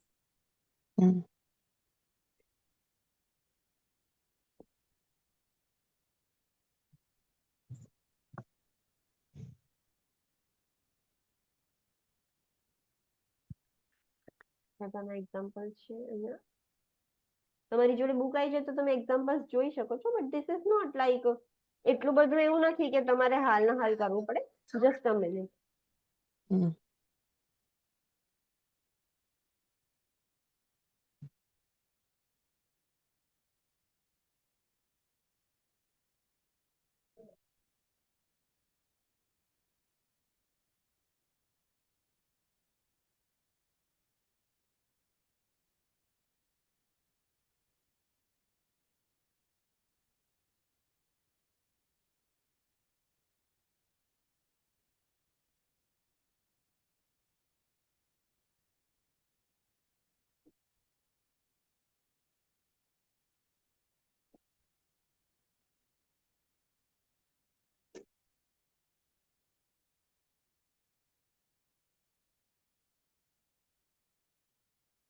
Sorry for the inconvenience, but let's start. Hmm. હવે ફાર્મેકોલોજીકલના ક્વેશ્ચન્સ હોય, આન્સરિંગ ધ ફાર્મેકોલોજીકલ ક્વેશ્ચન, તો એમાં શું ઓલવેઝ શું ધ્યાન રાખવાનું કે જે બી મેડિકેશન, જે બી સિસ્ટમની ડ્રગ્સ પૂછી છે, for example let's give an example કે જીઆઈ સિસ્ટમ રિલેટેડ એ ડ્રગ છે, ફેમોટિડિન. હમ. ફેમોટિડિન ડ્રગ છે એ જીઆઈ સિસ્ટમ માટે આપે. શેના માટે આપે ફેમોટિડિન ડ્રગ? જીઆઈ માટે. હા, પણ શેના માટે હોય? સ્પેસિફિક જીઆઈ સિસ્ટમમાં બી શું ક્યોર કરવા માટે આપે famotidine drug? Constipation, acidity. Acidity. Yes, acidity માટે. તો આપણે જે બી ઓપ્શન્સ હશે ને, તો પહેલા આ તો ક્લ્યુ છે, એક ટ્રીક છે આન્સર સિલેક્ટ કરવાની. તો જે બી સિસ્ટમ માટેની મેડિકેશન્સ હોય તો સાઇડ ઇફેક્ટ ઓબ્વિયસલી એ જ સિસ્ટમના હોવા જોઈએ. તો તમને એ આઈડેન્ટિફાય થાય. અહીંયા જે રેડ પોઈન્ટ છે, recognise the common side effect and adverse effect associated with each medication classification and relate the appropriate nursing interventions to each effect. For example, if a side effect is hypertension, the associated nursing intervention would be monitor the blood pressure. હવે એનું side effect હોય કે આ medicine થી hypertension થાય છે, તો obviously તમારે શું ધ્યાન કરવાનું? Monitor BP. તો જ એની સાઇડ ઇફેક્ટ તમે ખબર પડશે ને કે આ મેડિસિનની આ સાઇડ ઇફેક્ટ થઈ છે. અને ઓલવેઝ જે મેડિકેશન જે સિસ્ટમમાં આપી છે એની સાઇડ ઇફેક્ટ એ સિસ્ટમ પર હોય એના ઉપર થોડુંક વધારે ધ્યાન રાખવાનું. કાર્ડિયાકની મેડિકેશન્સ હોય તો કાર્ડિયાક સિસ્ટમ પર સાઇડ ઇફેક્ટ ના થવી જોઈએ, તો એના ઉપર તમારે વધારે ફોકસ કરવાનું. This is the trick.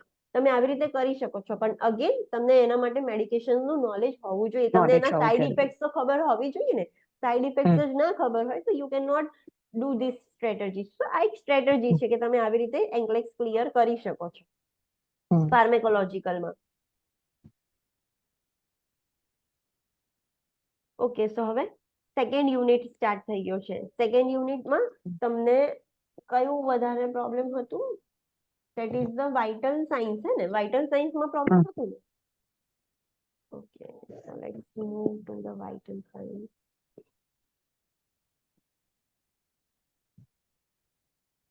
What is the page number?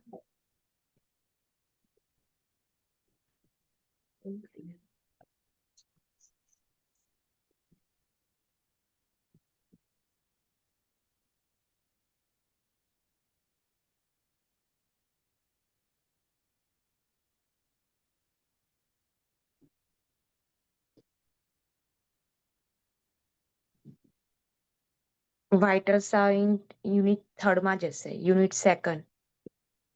હા, યુનિટ સેકન્ડમાં છે, આના પછી આવશે હવે વાઇટલ સાઇન.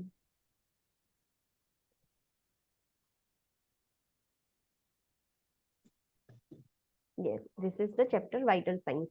હવે આના માટે હું તમને એક વસ્તુ એડવાઇસ કરીશ કે તમે જ્યાં બી સ્ટડી કરતા હો કે તમારું સ્ટડી ટેબલ હોય કે જે જગ્યાએ તમે વધારે ટાઈમ સ્પેન્ડ કરો છો, લાઈક તમારા બેડરૂમમાં ડ્રેસિંગ ટેબલ છે એવું, તો એક ચાર્ટ બનાવીને લગાવી દો.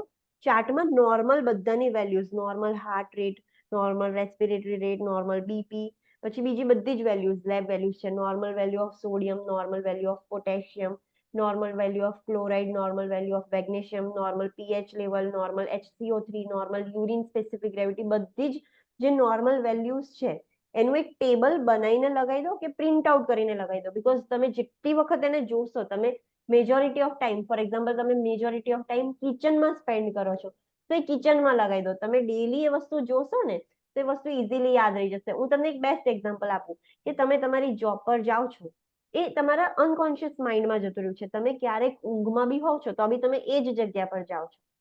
તમે રસ્તો ભટકી નથી જતા. કેમ? બીકોઝ તમે ડેલી એ જ રસ્તા પર જાઓ છો. તો તમે ક્યારેય કોઈ વસ્તુને ડેલી જોશો તો એ વસ્તુ તમારા દિમાગમાં ઘૂસી જશે, એ તમને યાદ રહી જશે એકની એક વસ્તુ ડેલી જોવાથી. તો ડુ વન થિંગ કે તમને ઓનલાઈન કે જાતે લખીને જે જગ્યાએ તમે વધારે ટાઈમ સ્પેન્ડ કરતા હો, લાઈક કિચન છે, યોર રૂમ છે, ડ્રેસિંગ ટેબલ છે, તો ત્યાં આગળ એ વેલ્યુ સ્ટીક કરી દેવાની. તો આવતા જતા જેટલી વખત નજર પડે એટલી વખત તમે વાંચો તો એ વસ્તુ ઇઝીલી યાદ રહી જાય. Because there are lots of normal values, બધી બહુ જ વસ્તુ છે નોર્મલ વેલ્યુઝ, નોર્મલ લેવલ્સ જે તમારે યાદ રાખવાના છે. એક્ઝામમાં તમે એક્ઝામ આપી છે તો તમને ડાયરેક્ટ એવું જ લખ્યું હશે, તો ક્લાયન્ટ ઇઝ હેવિંગ હાઇપરનેટ્રીમિયા, ડાયરેક્ટ એટલો જ વર્ડ લખ્યો હશે. તો તમને કેવી રીતે ખબર પડશે કે હાઇપરનેટ્રીમિયા છે? તો એની નોર્મલ વેલ્યુઝ આઈડેન્ટિફાઈ કરવી પડશે. કાં તો પછી ડાયરેક્ટ એમાં એવું લખ્યું હશે કે ક્લાયન્ટનું સોડિયમ લેવલ છે 125, તો આને શું કહેવાશે? લો Yes, this is low because normal value છે 135 to 135 થી 145 150 છે. This is the normal value. તો તમને હમ. ખબર હોય નોર્મલ વેલ્યુ તો ખબર પડે કે ક્લાયન્ટને હાઇપોનેટ્રીમિયા છે કે ઓનેટ્રીમાં છે કે હાઇપરનેટ્રીમિયા. યસ, હાઇપર તો એના માટે નોર્મલ વેલ્યુઝ યાદ રાખવું બહુ જ ઇમ્પોર્ટન્ટ છે. અને બધી જ values I will suggest you કે તમે એને ચાર્ટ જેવું બનાવી દો. તો લેટ્સ ડુ કે વાઇટલ સાઇન્સ શું છે. તો વાઇટલ સાઇન્સમાં કઈ કઈ વસ્તુ આવે છે? What are the main vital signs? Temperature, heart rate, respiratory rate, temperature, heart rate, respiratory rate, pulse આવી ગયું ને, પલ્સ આવી ગયું, temperature, RR, let me give you one hint. T, R, BP અને બીજા બે એડ થયા છે, that is oxygen saturation and pain. T stands for temperature, P stands for pulse rate, R stands for respiratory rate, then BP, blood then pressure, O2 means pulse oxygen oximeter જે આપણે check કરીએ છીએ, that is 95 to 100, less than 95 ના હોવું જોઈએ. અને pen પણ હવે વાઇટલ સાયન્સમાં એડ થઈ ગયું છે, જે આપણે પેન સ્કોર જે હોય છે એ. તો વાઇટલ સાયન્સ આટલા છે: TPR, BP, oxygen saturation and pain. You can see here કે vital signs are temperature, pulse, respiration, blood pressure, oxygen saturation and pain. તો these are the vital signs. આટલા vital signs હોવા જોઈએ. તો દરેક vital સાઇન્સની normal value આપણે યાદ રાખવાની છે. તો નોર્મલ ટેમ્પરેચર કેટલું હોવું જોઈએ? 97 yes, from 97 to 99. Yes, 97 to 99 degree. તો ક્યાંય લખી દો કે 97 ટુ 99 ડિગ્રી ફેરનહીટ છે એ નોર્મલ ટેમ્પરેચર છે, અને in Celsius 36.1 degree Celsius to 37.2 degree Celsius. તો this is the normal temperature range. હવે વધી જાય ઘટી જાય તો તમને ખબર પડી જશે. ક્યારે ટેમ્પરેચર વધી જશે? પેશન્ટ સેપ્સિસમાં હોય તો. યસ, કોઈ બી બોડીમાં ઇન્ફેક્શન કે ઇન્ફ્લામેટરી રિએક્શન થયું હોય ત્યારે ટેમ્પરેચર ઇન્ક્રીઝ થઈ જશે. તો તમને આઈડેન્ટિફાઈ થશે એનાથી. તો આ નોર્મલ રેફરન્સ લેવલ છે જે તમારે યાદ રાખવાનું છે. નેક્સ્ટ છે, અહીંયા લખ્યું છે કે સેલ્સિયસમાંથી તમને ફોર એક્ઝામ્પલ ફેરનહીટમાં આપ્યું હોય તો ફેરનહીટમાંથી સેલ્સિયસમાં કેવી રીતે કન્વર્ટ કરવાનું, તો એનું ફોર્મ્યુલા છે. તો હાઉ ધીસ ફોર્મ્યુલા વર્ક્સ, તમને ત્યાં આગળ એ લોકો રફ પેજ આપે છે અને કેલ્ક્યુલેટર બી હોય છે. તમને ખબર હશે કે એક પેજ આપે છે to do your rough work, અને એમાં કેલ્ક્યુલેટર બી હોય છે. તો ડિગ્રીઝ ઇન ફેરનહીટ, તો જેટલું બી ડિગ્રી આપ્યું હોય, ફોર એક્ઝામ્પલ અહીંયા 98.2 ડિગ્રી આપ્યું છે, તો ડિગ્રીઝ ઇન ફેરનહીટ -32, તો જેટલું ફેરનહીટ આપ્યું છે એમાંથી 32 માઇનસ કરવાના, ઇન્ટુ 5/9. એટલે આવી રીતે અહીંયા એક્ઝામ્પલ આપ્યું છે 98.2 ડિગ્રી ફેરનહીટ -32. તો જે પણ આન્સર આવે છે multiply by 5 divide by 9. 5 divide by 9 તમે કરો, એની આનો આન્સર જે બી આવે એને આની સાથે મલ્ટીપ્લાય કરવાનો, તો આન્સર આવી જશે 36.7 ડિગ્રી સેલ્સિયસ. યસ. હવે ફોર એક્ઝામ્પલ સેલ્સિયસમાંથી ફેરનહીટમાં કન્વર્ટ કરવાનું છે. તમને વેલ્યુ આપી છે સેલ્સિયસમાં અને એને ફેરનહીટમાં કન્વર્ટ કરવાની છે. તો એમાં શું કરવાનું? તો અહીંયા એક્ઝામ્પલ આપ્યું છે 38.6, તમને વેલ્યુ આપી છે 38.6 ડિગ્રી સેલ્સિયસ. તો એને શું કરવાનું? હવે મલ્ટીપ્લાય બાય આ ઊંધું કરી દેવાનું, 9/5 કરી દેવાનું, 5/9 ની જગ્યાએ. અને અહીંયા માઇનસ કરતા હતા 32, એની જગ્યાએ હવે +32 કરવાનું, આખું રિવર્સ કરી દેવાનું. તો જે તમને વેલ્યુ મળશે એ ફેરનહીટમાં વેલ્યુ મળી જશે. તો this is how you can convert the value. For example તમને વેલ્યુ નથી ખબર, સેલ્સિયસમાં આપી છે, તમને નથી ખબર નોર્મલ સેલ્સિયસ કેટલું હોય, ફેરનહીટ ખબર છે તો પછી સેલ્સિયસ ને ફેરનહીટમાં કન્વર્ટ કરી દો અને જોઈ લો કે ઓકે આ એબનોર્મલ છે કે નોર્મલ છે. તો this is how you can convert the values. Formula છે, ફોર્મ્યુલા આ યાદ રાખી દેવાનું. આ ફોર્મ્યુલા છે ફેરનહીટ -32 ઇન્ટુ 5/9. તો તમને શું મળશે? સેલ્સિયસ. સેલ્સિયસ માટેનો આ ફોર્મ્યુલા છે. અને એવી જ રીતે ફેરનહીટ લેવું હોય તો ફેરનહીટ કેવી રીતે મળશે? તો ડિગ્રી સેલ્સિયસ, જે ડિગ્રી સેલ્સિયસ છે ઇન્ટુ 9/5 પ્લસ 32. તો તમને ફેરનહીટ આન્સર મળી જશે. તો આ ફોર્મ્યુલા યાદ રાખી લેવાનું કે this is how you can do calculation.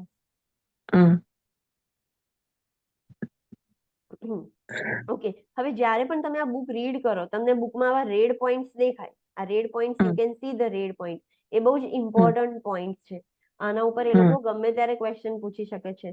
So what is this important point? The temperature is not taken rectally in cardiac client. The client who has undergone rectal surgery or the client with diarrhea, fecal infection or rectal bleeding or who is at risk for bleeding. જે પણ client ક્યારે જે લોકોને cardiac patient હોય, જેમને હાર્ટનો problem હોય, એવા હાર્ટના problem વાળા કે પેશન્ટને તમે ક્યારે રેક્ટલી તમે ટેમ્પરેચર ના લઈ શકો. એ વસ્તુ યાદ રાખવાની. કેમ રેક્ટલી ના લઈ શકીએ કાર્ડિયાક પેશન્ટ વાળા ક્લાયન્ટનામાં? ડાયરિયા ને ઇન્ફેક્શન, રેક્ટલ ઇન્ફેક્શન ને એવું હોય તો આમાં એ તો છે જ.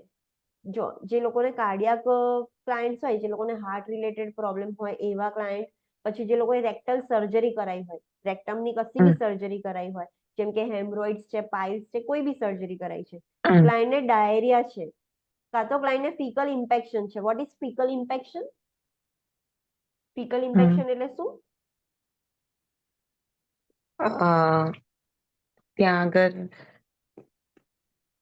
નો idea. No idea. Okay, faecal infection એટલે એનું સ્ટૂલ ભરાઈ ગયું છે, બ્લોક થઈ ગઈ છે ઇન્ટેસ્ટાઇન, કોન્સ્ટિપેશન થાય અને પછી એ સ્ટૂલ ત્યાં આગળ ગઠ્ઠો થઈ જાય, પથ્થર જેવું થઈ જાય, તો ઇન્ટેસ્ટાઇનને બ્લોક કરી દે. તો ધેટ ઇઝ ધ ફીકલ ઇન્ફેક્શન. કાં તો ક્લાયન્ટને રેક્ટલ બ્લીડિંગ થાય છે, રેક્ટલ બ્લીડિંગ થાય છે, કાં તો બ્લીડિંગનું રિસ્ક હોય. આવા કોઈ બી ક્લાયન્ટમાં રેક્ટલ ટેમ્પરેચર નહીં લેવાનું. આપણને ખબર છે ડાયરિયા હોય એનો મતલબ કે ઇન્ફેક્શન છે, તો તમે ઓબ્વિયસલી ડાયરિયા વાળા ક્લાયન્ટમાં ના લઈ શકો.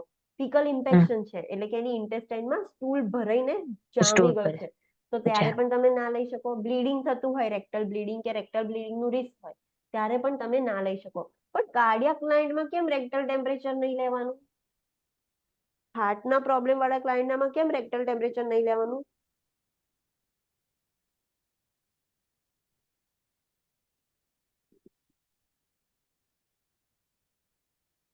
યુ નો ધ રીઝન કેમ એવું હોય છે? નો. ઓકે, કેમ? બીકોઝ આપણું જે રેક્ટમ છે એ હાઈલી વાસ્ક્યુલર એરિયા છે. તમને ખબર હશે કે આપણે જે મેડિકેશન ફટાફટ એબ્ઝોર્બ કરી હોય તો સબલિંગ્યુઅલ આપીએ છીએ, જીભની નીચે મુકાવડાવીએ છીએ. જીભની નીચે. યસ. કેમ? બીકોઝ એ એરિયા છે બહુ જ વાસ્ક્યુલર છે, ત્યાં આગળ બ્લડ સપ્લાય બહુ રીચ છે. તો રેક્ટમ છે એ પણ એવી જ વસ્તુ છે, ત્યાં બહુ જ વાસ્ક્યુલર એરિયા છે. તો જ્યારે તમે ત્યાં આગળ રેક્ટલ ટેમ્પરેચર મૂકો અને જે ત્યાંની આર્ટરીઝ ને વેસલ્સ છે એ ઇરિટેટ થઈ જશે. એ ઇરિટેટ થઈ જશે તો એ કન્સ્ટ્રિક્ટ થઈ જશે. કન્સ્ટ્રિક્ટ થશે એટલે અગેન ક્લાયન્ટને હાઇપરટેન્શન તરફ જશે. એ વસ્તુ કન્સ્ટ્રિક્ટ થાય, કોઈ બી વસ્તુ કન્સ્ટ્રિક્ટ થાય એટલે હાઇપરટેન્શન થઈ જાય. તો એ રીઝનના લીધે ક્લાયન્ટને, જે બી હાર્ટના પ્રોબ્લેમ વાળા ક્લાયન્ટ હોય એટલા માટે રેક્ટલ ટેમ્પરેચર નહીં લેવાનું, બીકોઝ રેક્ટમ છે.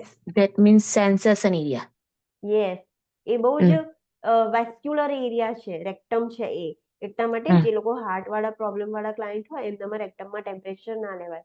ડાયરિયા વાળા ક્લાયન્ટનામાં પણ ના લેવાય. ફીકલ ઇન્ફેક્શન થઈ ગયું હોય, સ્ટૂલ ભરાઈ ગયું હોય, 2-3 દિવસથી આમ કોન્સ્ટિપેશન કન્ટિન્યુઅસ છે, તો સ્ટૂલ બધું ત્યાં ભરાઈ જશે. તો ફીકલ ઇન્ફેક્શન થઈ ગયું હોય, રેક્ટલ બ્લીડિંગ થતું હોય, કાં તો બ્લીડિંગ થવાનું રિસ્ક હોય, તો એવા ટાઈમે ક્યારેય રેક્ટલ ટેમ્પરેચર નહીં લેવાનું. તો you have to remember this point. જે રેડ પોઈન્ટ છે બહુ જ ઇમ્પોર્ટન્ટ પોઈન્ટ છે, એ વસ્તુ ખાસ યાદ રાખવાના. Next, this is again a red point. Various types of electronic measuring device are commonly used to measure temperature. It is important to follow the manufacturer instruction on the use of the device. ઇલેક્ટ્રોનિકલ device અત્યારે બહુ જ use થાય છે, like electric thermometer જે માઉથમાં મૂકીને direct reading બતાવે છે, thermometer gun. તો જે બી તમે ડિવાઇસ યુઝ કરો છો તો એનું મેન્યુફેક્ચરે શું ઇન્સ્ટ્રક્શન્સ લખી છે વાંચવું ખાસ જરૂરી છે. તો you have to remember this point. Next જે વાઇટલ સાઇન છે that is the pulse. Normal normal pulse કેટલી કહેવાય? 60 to 100. Yes, you can see here કે 60 to 100 છે that is the normal pulse. Mm. Here it is given 60 to 100 that is normal pulse. હવે તમે question solve કર્યા હશે, question attend કર્યા હશે, ત્યાં તમે આવું વાંચ્યું હશે, strong and bounding pulse, full pulse, weak pulse, thready pulse, એવું બધા વર્ડ્સ જોયા હશે. સો પલ્સ નું ગ્રેડિંગ છે. નોર્મલ પલ્સ એટલે +2 પલ્સ આવે એને આપણે નોર્મલ કહીએ છીએ. જે આપણી તમે પોતાની પલ્સ લેશો તો જે નોર્મલ પલ્સ આપણને ઇઝીલી પાલ્પેબલ થાય છે એને ગ્રેડ કેટલો આપીશું? તો +2 જે છે દેટ ઇઝ ધ નોર્મલ. તમને ક્વેશ્ચનમાં એવું લખેલું હોય કે ક્લાયન્ટ ઇઝ હેવિંગ +3 પલ્સ, તો એનો મતલબ કે પલ્સ વધારે આવે છે, ઇન્ક્રીઝ થઈ ગઈ છે. Yes, yes. +4 પલ્સ હોય એનો મતલબ કે બહુ જ બાઉન્ડિંગ પલ્સ છે, આમ એકદમ આમ તમને ધક ધક થતું હોય ને બહુ જ વધારે, એવું બહુ જ વધારે બાઉન્ડિંગ પલ્સ આવે છે, એકદમ સ્ટ્રોંગ પલ્સ આવે છે. સો એ ઇન્ક્રીઝ થઈ છે. +1 આવશે એનો મતલબ કે વીક અને બેરલી પાલ્પેબલ, એટલે પલ્સ ઓછી થઈ ગઈ છે, 60 કરતા પણ ઓછી થઈ ગઈ છે. અને 0 આવે એનો મતલબ કે એબ્સેન્ટ જ છે, કોઈ પલ્સ પાલ્પેટ થતી જ નથી. તો આ ગ્રેડિંગ છે. એ લોકો ગ્રેડિંગમાં વર્ડ્સ પણ લખી શકે છે કાં તો ડાયરેક્ટ નંબર પણ લખી શકે છે. પણ તમને ખબર હોવી જોઈએ કે નોર્મલ +2 છે એ નોર્મલ છે, +3 છે એ સ્લાઇટ ઇન્ક્રીઝ છે, +4 છે એ બાઉન્ડિંગ છે, બહુ જ વધારે ઇન્ક્રીઝ છે. યસ. હવે +1 છે જે 2 કરતા ઓછી છે એ વીક છે, ડિક્રીઝ થઈ ગઈ છે, અને 0 એનો મતલબ નો પલ્સ. યસ, એબ્સેન્ટ છે. તો તમને આ વસ્તુ ગ્રેડ્સ ખબર હોવી જોઈએ પલ્સ માટેના. So you have to remember this. Next is the red point, that is important point. એ શું છે? The apical pulse is counted. 1 full minute and is assessed in a client with an irregular radial pulse or heart condition before the administration of cardiac medication such as digoxin and beta blockers and in children younger than 2 years. અમુક એવા cardiac problems છે કે જેમાં heart rate irregular હોય. Irregular એટલે કેવી કે અત્યારે એકદમ પાછી નોર્મલ છે 60 to 100 માં, પાછી ઓછી થઈ ગઈ છે, વધારે થઈ ગઈ છે, એવું ઇરેગ્યુલર હાર્ટ રેટ હોય. તો જે બી ક્લાયન્ટને ઇરેગ્યુલર હાર્ટ રેટ હોય, નોર્મલી આપણે હાર્ટ રેટ કેવી રીતે મેનેજ કરીએ? 1 મિનિટ સુધી ફૂલ નથી મેજર કરતા, 30 સેકન્ડ સુધી મેજર કરી દઈએ, ઇન્ટુ 2 અને કરી પછી દઈએ. ડબલ કેલ્ક્યુલેટ કરી દઈએ. યસ. પણ જે બી ક્લાયન્ટને હાર્ટની કન્ડિશનનો પ્રોબ્લેમ હોય, જેમાં એમની ઇરેગ્યુલર રહેતી હોય પલ્સ, તો એમને 1 ફૂલ મિનિટ સુધી મેજર કરવી પડે. અડધી 30 સેકન્ડ સુધી તમે મેજર ના કરી શકો, બીકોઝ એમની ઇરેગ્યુલર છે. યસ. અને અમુક વખતે ડિજોક્સિન આપવાની હોય. ડિજોક્સિન શેમાં આપે? તો હાર્ટ ફેલિયર વાળા ક્લાયન્ટ હોય જે લોકોની હાર્ટ રિધમ પ્રોપર નથી, એમાં આપણે આપીએ છીએ ડિજોક્સિન. યસ. તો ડિજોક્સિન 60 કરતા ઓછી હોય પલ્સ તો ડિજોક્સિન ક્યારેય ના અપાય. નહીં આપવાનું. યસ. તો તમારે ખાસ મેજર કરવાનું. બીટા બ્લોકર્સ આપો. બીટા બ્લોકર્સ શેના માટે આપીએ આપણે? બીપી વધારે હોય તો. હા, બીપી ઓછું કરવા માટે. યસ, બીપી ઓછું કરવા માટે આપણે એને આપીએ છીએ. પણ એની સાથે સાથે એ હાર્ટ રેટ પણ ઓછી કરે છે. તો ક્લાયન્ટની હાર્ટ રેટ ઓછી હોય તો બીટા બ્લોકર્સ ના અપાય. તો જ્યારે બીટા બ્લોકર્સ આપવાના હોય, ડિજોક્સિન મેડિકેશન્સ આપવાની હોય, કાં તો બચ્ચું 2 યર્સથી નાનું હોય, કાં તો કોઈ કાર્ડિયાક એવી કન્ડિશન હોય, તો તમારે 1 મિનિટ સુધી ફૂલ અસેસ કરવાની. એવું નહીં કે 30 સેકન્ડ્સમાં અસેસ કરીને ઇન્ટુ 2 કરી દેવાનું. તો એ વસ્તુ ખાસ યાદ રાખવાની.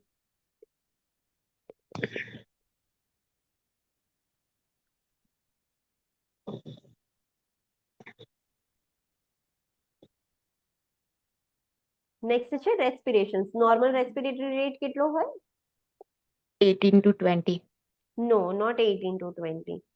It is 12 to 20. You can see here, it is 12 to 20. Normal respiratory rate 12 to 20 છે. So 12 કરતા ઓછું હોય એને શું કહેવાય? 12 કરતા ઓછું હોય ને. રેસ્પિરેટરી રેટ 12 કરતા ઓછી હોય તો એના માટે કઈ ટર્મિનોલોજી છે? ફોર એક્ઝામ્પલ, હાર્ટ રેટ છે એ વધારે છે, 100 કરતા વધારે છે, તો એને શું કહેવાય? ટેકીકાર્ડિયા. યસ. We can say એને ટેકીકાર્ડિયા કહેવાય. યસ. હવે 60 કરતા ઓછી હોય તો એને શું કહેવાય? બ્રેડીકાર્ડિયા. યસ, બ્રેડીકાર્ડિયા. હવે જે રેસ્પિરેટરી રેટ છે એ 12 કરતા ઓછો છે તો એને શું કહેવાય?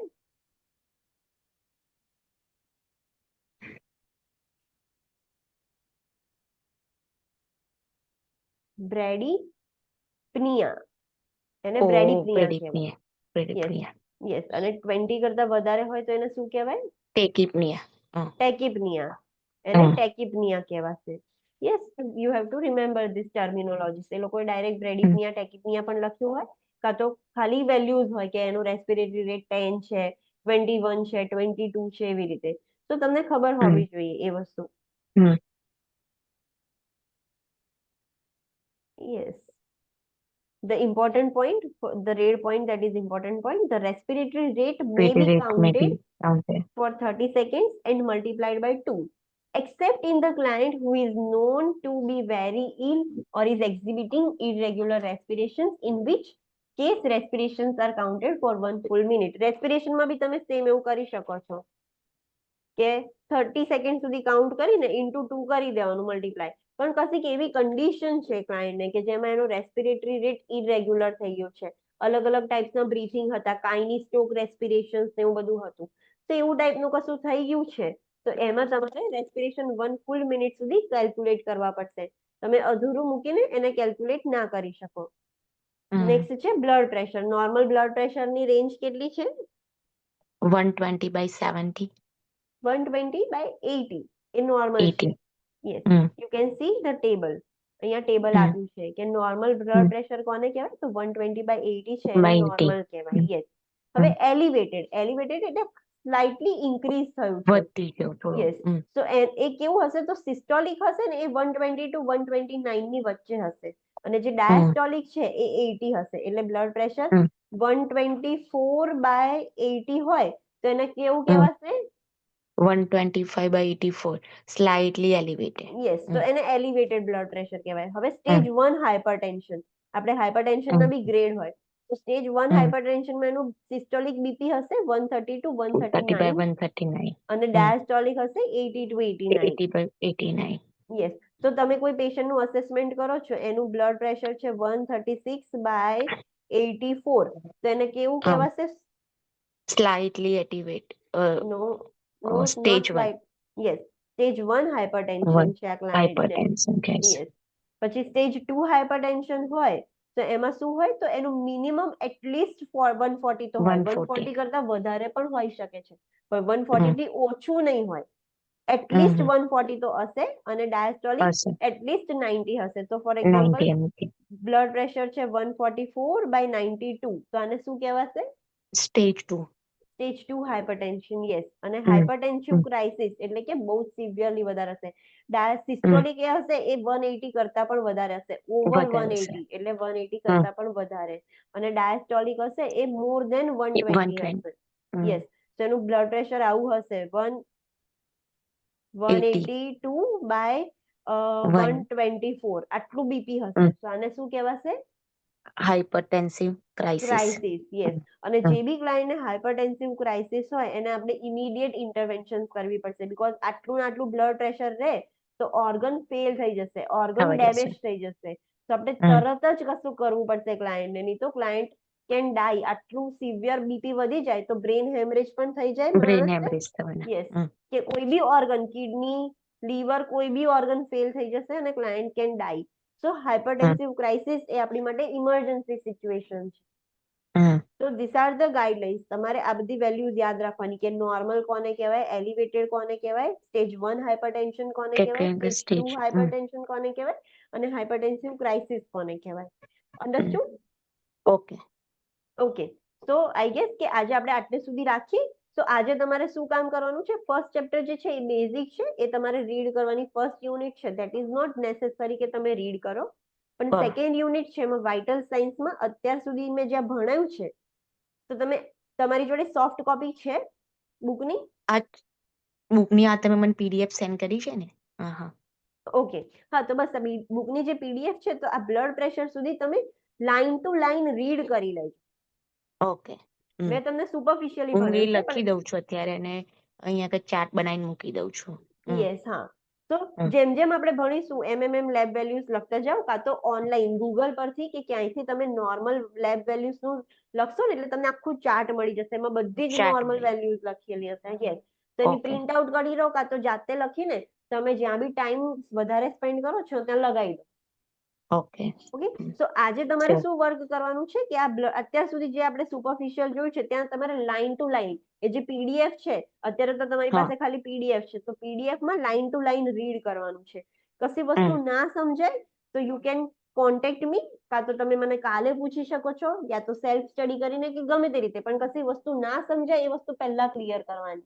અન્ડરસ્ટુડ? ઓકે. તો તમારી હમ. લાઈન ટુ લાઈન એ વસ્તુ કવર થઈ જશે, અને કાલે આપણે તમારું ઇવેલ્યુએશન કરી જોઈશું, તો મને આઈડિયા આવે કે તમે 1 મંથમાં એ કવર કરી લેશો કે તમારે વધારે ટાઈમની જરૂર પડશે. ઓકે. ઓકે. યા હમ. ઓકે, એની Right. ડાઉટ આજે જે આપણે ભણ્યા એમાં કશો ડાઉટ ખરો? ના ના ના ના. Okay, hmm. Yeah okay, okay. Thank you. Bye. Okay.